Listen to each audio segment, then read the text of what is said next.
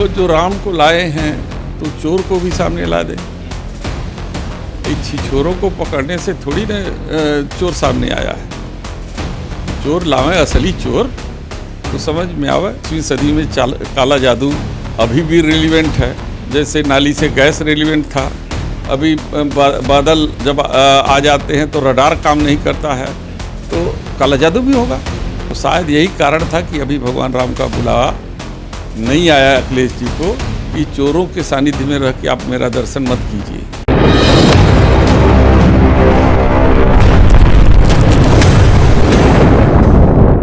UP में 2027 चुनाव जो है वो शायद अखिलेश यादव को अब थोड़ा मुश्किल होगा। और वहीं दूसरी तरफ बात करें अयोध्या के राम मंदिर में चोरी को लेकर बीजेपी के लिए भी थोड़ा सा दिक्कत होगी। क्या इस यूपी के 2027 के जो चुनाव में क्या कोई तीसरी पार्टी इसका फायदा लेगी?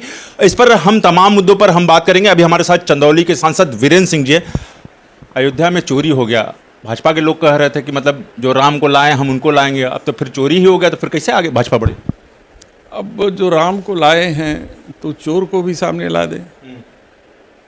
छिछोरों को पकड़ने से थोड़ी ना चोर सामने आया है। तो चोर लावे असली चोर तो समझ में आवे। वो तो ये कह रहा था कि मतलब जब से राम मंदिर बना है अखिलेश यादव आज तक अभी तक दर्शन करने नहीं गए हैं, तो वो मतलब अखिलेश यादव जो कटाक्ष कर रहे हैं बार बार मतलब भाजपा को कर रहे हैं, तो उस पर बोलो। अगर दर्शन करने से असली चोर आ जाए सामने तो निश्चित रूप से दर्शन कर लेंगे भाई। लेकिन सवाल ये है कि इन्हीं लोगों के जो लोग चंदा चोरी में लिप्त थे और इन्हीं के नेतृत्व में भगवान राम का दर्शन पूजन हो रहा था, तो शायद यही कारण था कि अभी भगवान राम का बुलावा नहीं आया अखिलेश जी को कि चोरों के सानिध्य में रह के आप मेरा दर्शन मत कीजिए। इसलिए अब तक नहीं गए होंगे, लेकिन जाएंगे 27 से पहले जाएंगे और विधिवत दर्शन करेंगे। अखिलेश जी को भविष्य का आकलन था कि मतलब इस तरह की चोरी हो? वो जानते थे ना कि जितने अगल बगल वहाँ पे जो सुप्रीम कोर्ट के निर्देशन पे सरकार ट्रस्टी बना रही है, ये सब के चरित्र को वो जानते थे राष्ट्रीय अध्यक्ष जी। प्रधानमंत्री ने आज मन की बात में कहा कि अंधविश्वास पे भरोसा न करें।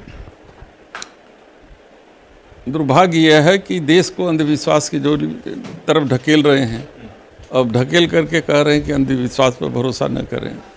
तो चित्त भी मेरी पट भी मेरी, दोनों बात तो खुद ही कर रहे हैं। काला जादू की बात किया है उन्होंने। काला जादू मतलब पार्टी के लोग जो है मतलब दूसरे लोग पर कर दे रहे हैं।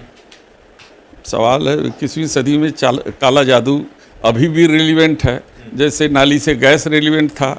अभी बादल जब आ जाते हैं तो रडार काम नहीं करता है, तो काला जादू भी होगा। अब एक मौलाना है रिजवी जी, उन्होंने कहा कि मतलब अखिलेश यादव जब तक मुस्लिम मुख्यमंत्री का चेहरा नहीं उतारेंगे तब तक फिर मुस्लिम मतलब समुदाय के लोग जो है नाराज दिख रहे हैं। बहुत से लोग अपरोक्ष रूप से भारतीय जनता पार्टी के लिए काम करते हैं। मतलब बी टीम मान रहा है। भारतीय जनता पार्टी के लिए काम करते हैं, भले ही उनका दल ना हो, लेकिन इस तरीके से बयान दे करके लोगों को गुमराह करने की कोशिश करते हैं। 2027 में फिर कैसा समीकरण सब आएगा? देखिए 2027 देश और पार्टी और संविधान की लड़ाई है, और देश समझ चुका है कि भारतीय जनता पार्टी के सत्ता में रहते संविधान को बचाया नहीं जा सकता, और दिल्ली का रास्ता उत्तर प्रदेश से होके ही जाता है।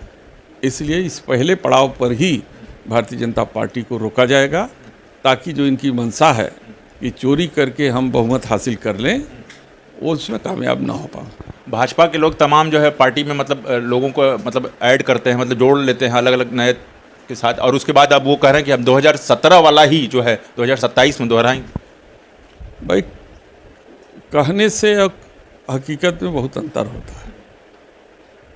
हम भारतीय जनता पार्टी को हराया, 24 में हराया और 27 में भी हराएंगे। ठीक है, आपको हमसे बात करने के लिए बहुत बहुत धन्यवाद। तो ये थे चंदौली के सांसद वीरेंद्र सिंह जी, तो जिस पर तमाम हम लोगों ने राजनीतिक मुद्दों पर बात किया। तो देखते रहिए उत्तम सवेरा न्यूज़ में हूँ शुभ पांडे। धन्यवाद।